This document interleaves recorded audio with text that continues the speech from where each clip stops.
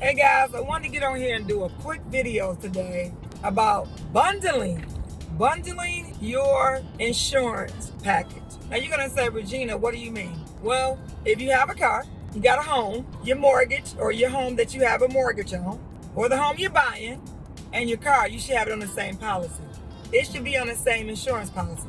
Why? Because that's how you save.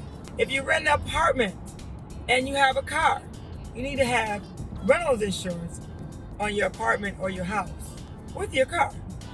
Everybody should know why. I mean, I guess I should not assume everybody should know what rentals insurance is. But rentals insurance is some coverage that's going to cover the belongings in your apartment. Because if you're renting, you don't own it. Who owns the dwelling or the apartment is the company that you're renting from. But your belongings, you want to be able to insure your belongings, right? Yes. So that's the purpose of rental insurance. You want your belongings, in case there's a fire, in case something happens, you want to be able to recover the damages with money. Money. So you're renting an apartment and you got a car, get rentals insurance. Together, it's called the bundle.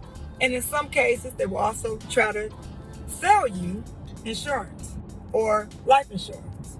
The next one I want to say is, if you have a mortgage and you have a car, like most people do, you bundle it together. If you have a rental property and a home you're living in, and another car, so that's two cars, two properties, they should all be on the same policy. That's called the bundle. The bundle. And then, that's some quick advice today. Shop your insurance rates once a year. Make a call to your insurance agent, have a conversation. And what you're going to say is, I'm going to give you an example. This is Regina. And I just want to check in and see if any savings that maybe I've missed out on, or any new programs, or is there anything different that you can offer me? Just want to do a check-in. Just want to do a financial check-up from the neck up. Yeah, you want to do that. Because it might be some kind of discount out there that maybe your insurance company just brought to the forefront.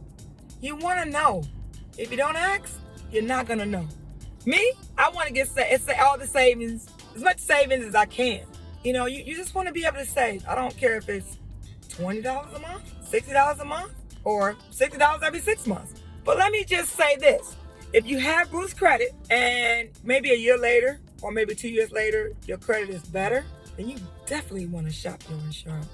Because you know what? The better your credit, the better your insurance rate. The better your credit, the better your insurance rate. So just make sure you do it. Check up from the neck up once a year. It doesn't mean that you have to change your insurance company. It just means you just want to do a financial checkup. Check up from the neck up with your insurance company. And then you know what?